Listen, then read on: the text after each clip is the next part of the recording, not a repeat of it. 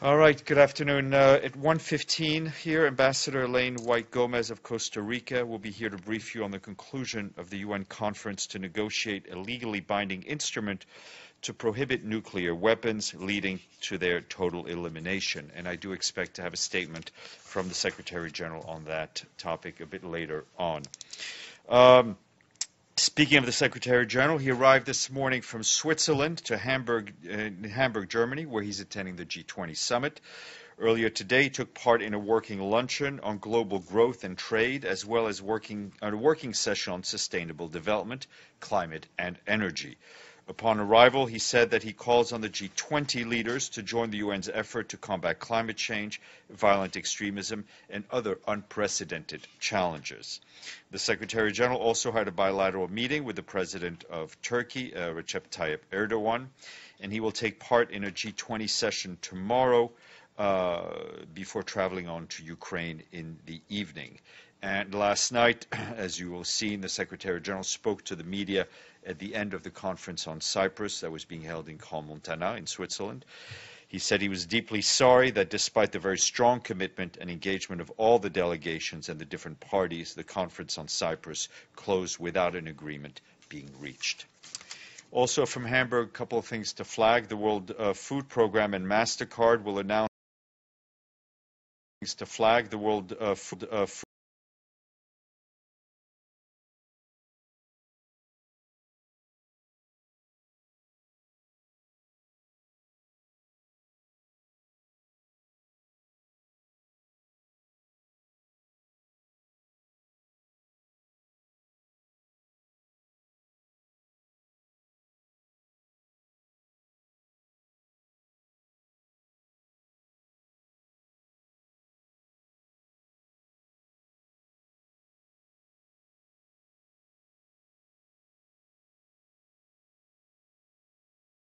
children caught up in conflict or disasters. The $932 million needed this year for its education program in emergency countries. UNICEF has so far received a recorded voluntary contributions of less than $115 million. The funds are necessary to give 9.2 million children affected by humanitarian crises access to formal and non-formal basic education. And this morning, at a high-level event on human security, the Deputy Secretary General, Amina Mohammed, stressed the link between human security and the achievements of the 2030 Sustainable Development Agenda. She said the human security approach is, quote, instrumental to sustainable development, inclusive peace, justice, and the well-being and dignity of all people. And she added that it can help to find solutions that address the root causes of crises. Full remarks are online. And this Sunday, the Deputy Secretary General will depart New York for London, where she will attend the Family Planning Summit 2020. She will also deliver the first lecture named in honor of the late head of UNFPA, Dr. Babatunde. That will take place on July 10th. She will also attend high-level meetings with top UK and Canadian government officials. And on July 11th, she will deliver the opening remarks at the Family Planning Summit. Thereafter, she will have more high-level meetings at the She Decides initiatives and also on the Sahel and Lake Chad Basin that will focus on empowering women and youth. Finally, she will meet with the Archbishop of Canterbury. She was expected to return back to New York on July 12th. And the Chiefs of Defense Conference started this morning and will wrap up around 4:30 this afternoon.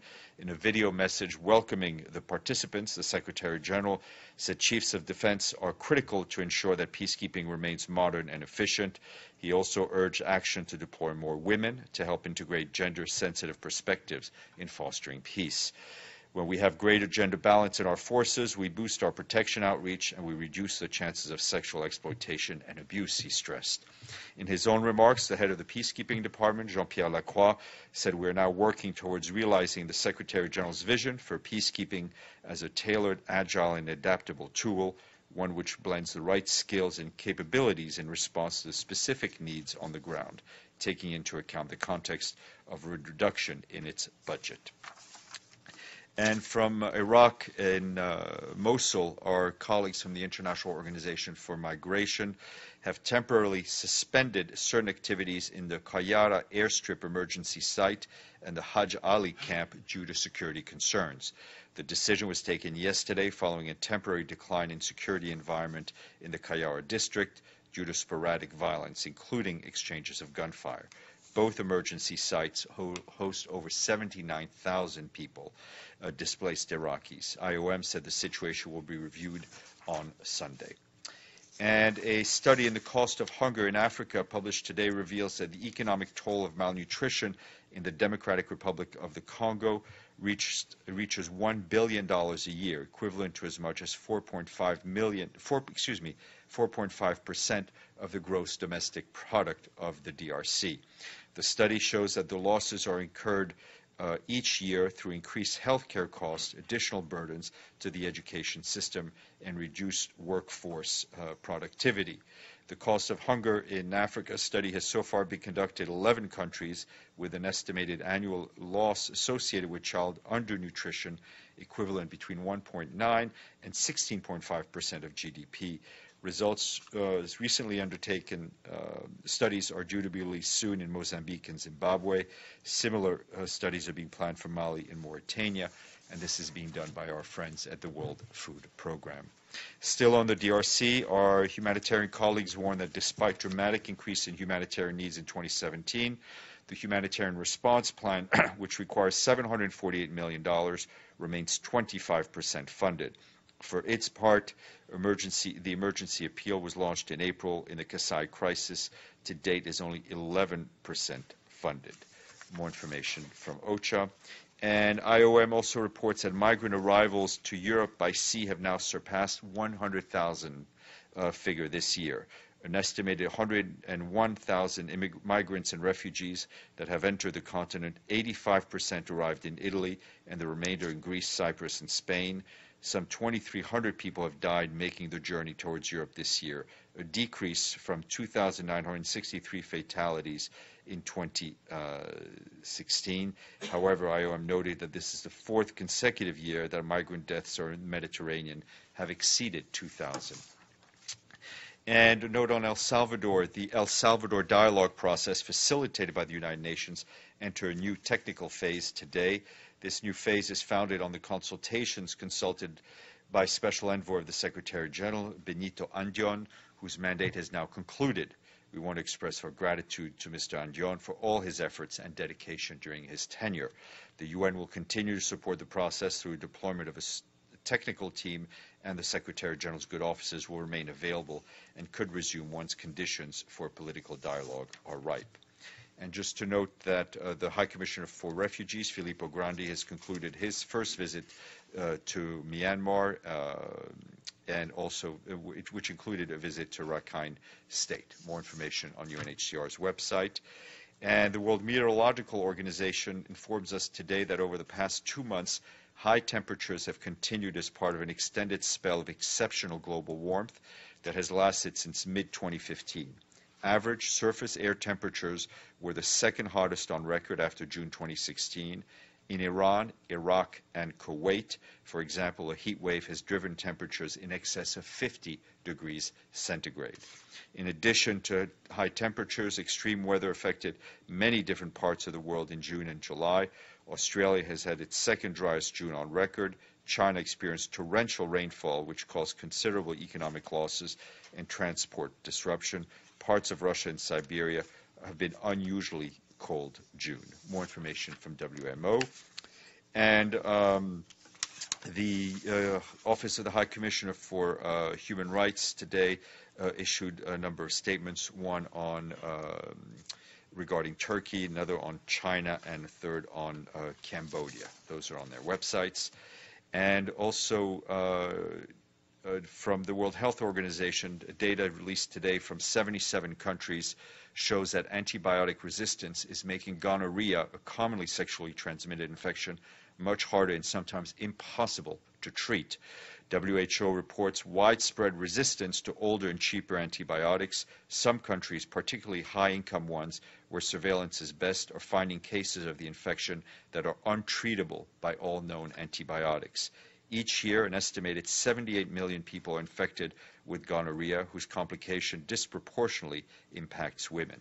WHO also expresses concern that the research and development pipeline for gonorrhea is relatively empty, with only 3 new candidate drugs in various stages of clinical development. And we have a senior appointment to announce. Marta Helena Lopez of Colombia as the new Assistant Secretary General for Human Resources Management. She will succeed Carol Wainana of Kenya, to whom the Secretary General is grateful for her commitment and dedicated service to the organization. Ms. Lopez brings a wealth of senior-level international experience in human resource management. Since 2015, she has served as the Human Resource Director at the UN Development Program. More information on her bio note in our office. On Monday, I will be joined by Wu Hongbo, the Undersecretary General for Economic and Social Affairs. He will discuss the high-level political forum on sustainable development. And finally, we welcome Bolivia to the honor roll, as it has paid its regular budget dues in full. And we now stand at a total of 111 countries. And we would like to see more countries on that honor roll. On that note, I will take your questions, should you have any. Yes.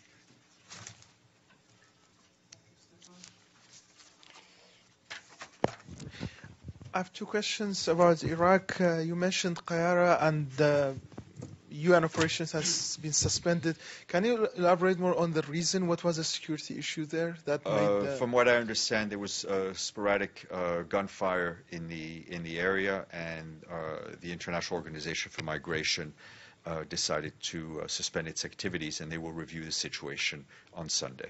And my second question is about UNAMI's statement about 2 weeks ago that they will not be engaged in any form in the referendum in September of the Kurds, whether to remain part of Iraq.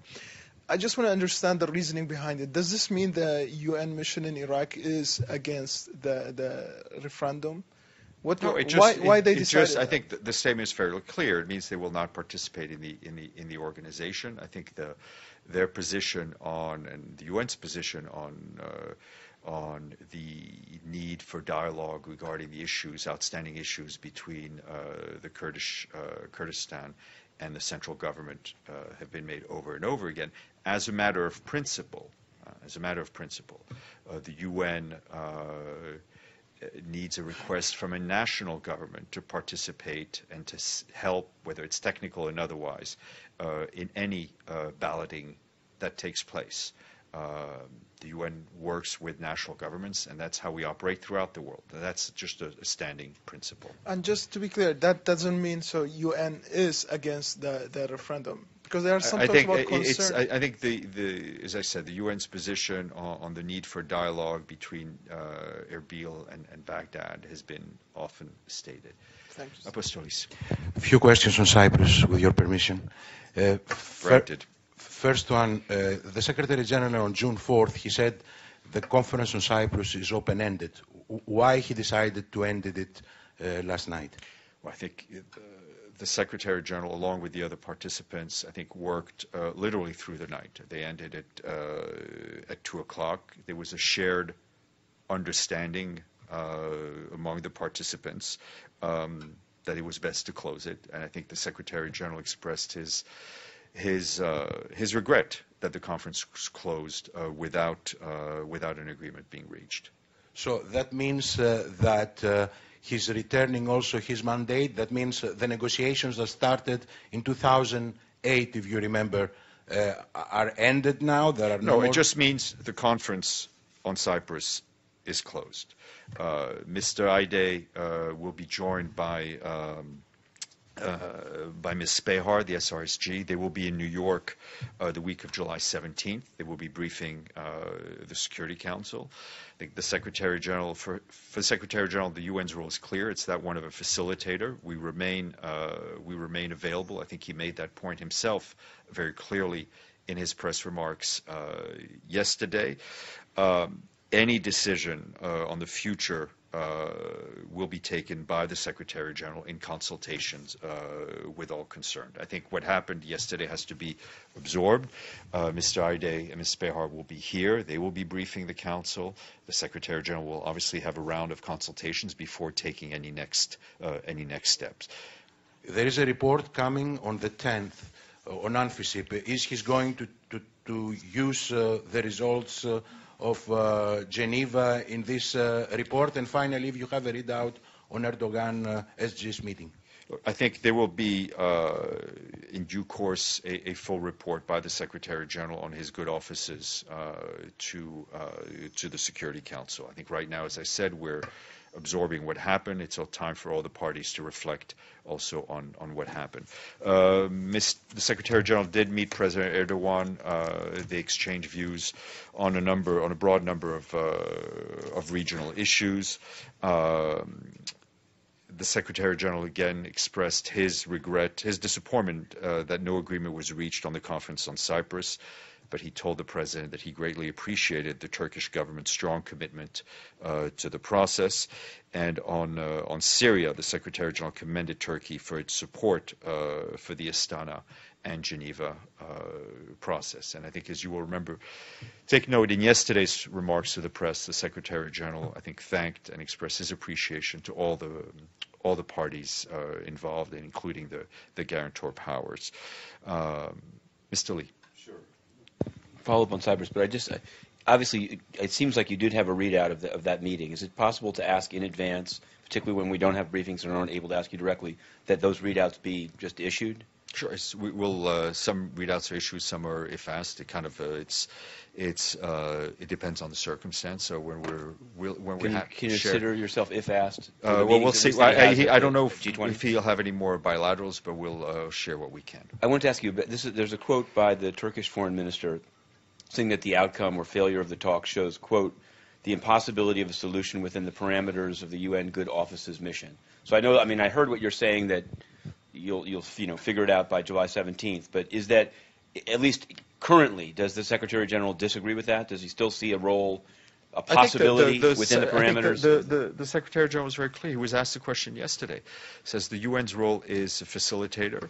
We're not negotiating on behalf of parties. We're here to facilitate the talks between the parties, and we remain available to the parties should they come to us with a request, with a new negotiations. I think he said it much more clearly than I yesterday in answer to a question. Okay, and I wanted to, could you, on Jeffrey Feltman's diplomacy, when you listed the countries he'd been to, has he been to more countries since then than the ones that you said? I'm specifically asking about Saudi Arabia.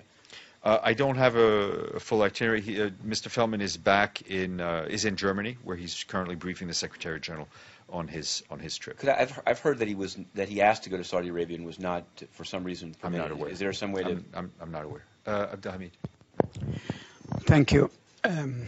Khalid Jarrar, a 54-year-old Palestinian member of the Legislative Council, was rearrested on the night of 3rd of July. She has been in jail 14 months and she was released on June 30th. Again, she was arrested, bringing the number of Palestinian members of Legislative Council who are currently in jail to 13. And yet, there is no statement from the special coordinator on the occupied Palestinian territories. Why is that? I think Mr. Mlanov and the UN has reports monthly to the Security Council on the overall situation between the Israelis and the Palestinians, and I think those points, to my mind, are covered in the briefings. But that incident of this magnitude, I think it deserves to be highlighted for the world to see that the UN is not happy when Israel arrests somebody who has been an elected official? I don't think I heard a question mark there, so I appreciate your statement. Again, I think on a monthly basis and periodically in between, whether it's the special coordinator or the Secretary General, we express ourselves on issues that I think that reflect the gravity of the situation. Matthew. Oh, and then You may have seen. I've asked you before about this, the continuing situation in the Rif region of Morocco, and you may have seen that The Economist, which I know you don't. Your DPA's work is not driven by publications, but it's a pretty respected one, and their analysis is that things are getting significantly worse, and that it threatens the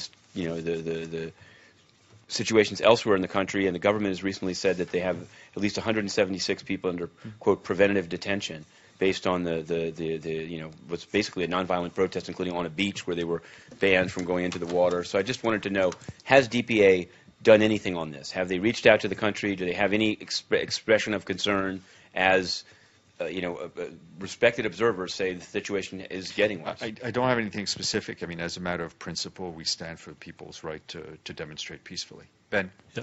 Apologies if I missed the beginning of the briefing.